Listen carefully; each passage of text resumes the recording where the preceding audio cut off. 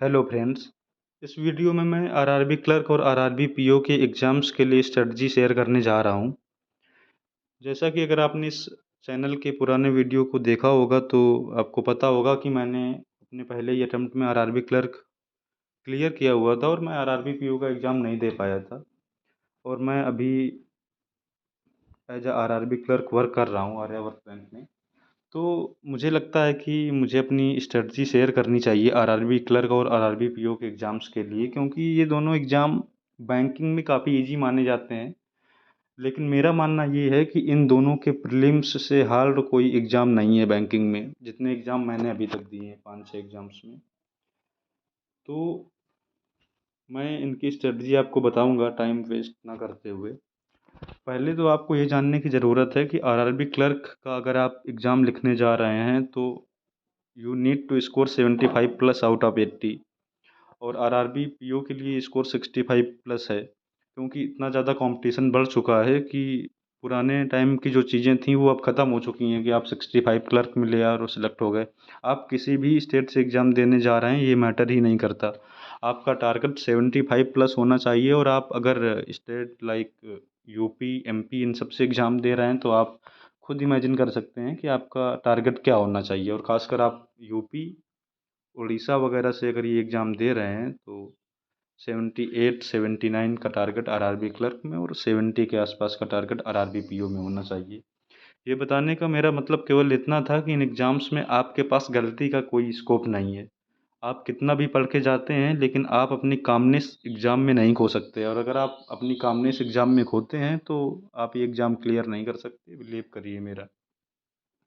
तो ऐसा ना हो इसके लिए आपको सिंपल सी चीज़ जो फॉलो करनी है वो है मॉक टेस्ट। 45 मिनट में आपको 80 क्वेश्चंस करने हैं दोनों एग्ज़ाम में, और ये काफ़ी टफ चीज़ है। हालांकि लोग इसे कुछ लोग ऐसे भी होते हैं, जैसे कि मैंने खुद रियल एग्ज़ाम में भी और मॉक टेस्ट में भी 35 मिनट्स में 80 क्वेश्चन सॉल्व किए हैं विथ 100% एक्यूरेसी। लेकिन इसका मतलब ये नहीं है कि हर बार ऐसा होगा, क्योंकि धीरे धीरे इनका लेवल भी इंक्रीज होता जा रहा है और मुझे समझ में ही नहीं आता कि कट ऑफ क्यों नहीं कम हो रही।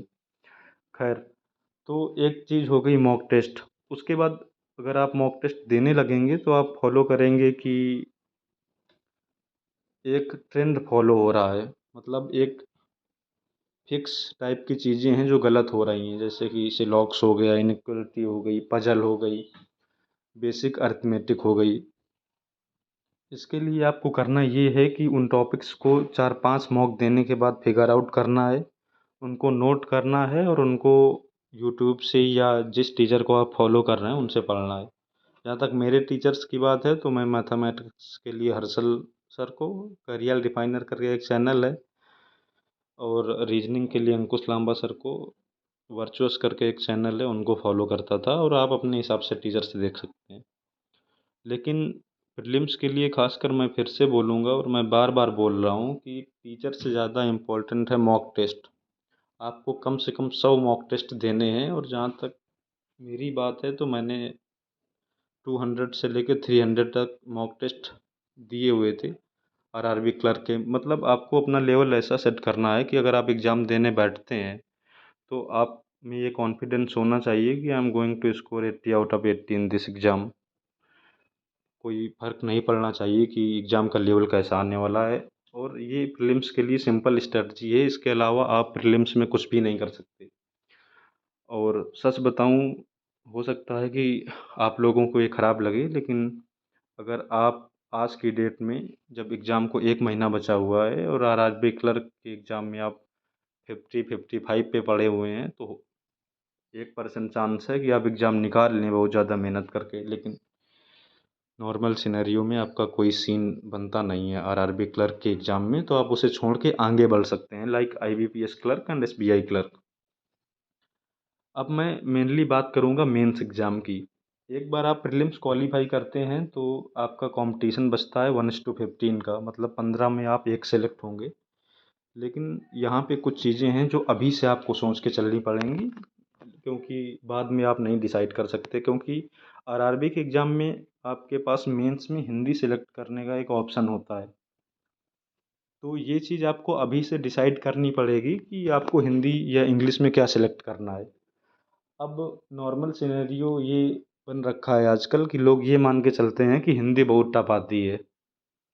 मैंने खुद हिंदी में 36 स्कोर किया हुआ है और नॉर्मल एग्ज़ाम में इंग्लिश में भी मेरा ठीक ठाक स्कोर रहा है। तो मैं आपसे सिंपल एक लाइन की चीज़ कहूँगा कि आप जो अभी तक पढ़ते आए हैं आप वही दीजिए। जैसा कि 99% लोग आरआरबी में इंग्लिश ही सेलेक्ट करते हैं, क्योंकि बैंकिंग की प्रिपरेशन हिंदी वाले करते ही नहीं हैं सच बताएं तो। लेकिन अगर आप हिंदी बैकग्राउंड से हैं मेरी तरीके, तो आप हिंदी के लिए जाइए, आपको बहुत ज़्यादा बेनिफिट मिलेगा।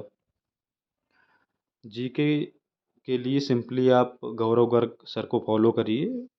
एक दो चैनल और आप देख सकते हैं, जैसे कोचीफाई करके एक चैनल है, मैं फॉलो करता था उसे। परचम क्लासेस करके एक चैनल है, ये आपको पिन पॉइंट डेटा देंगे जीके के लिए।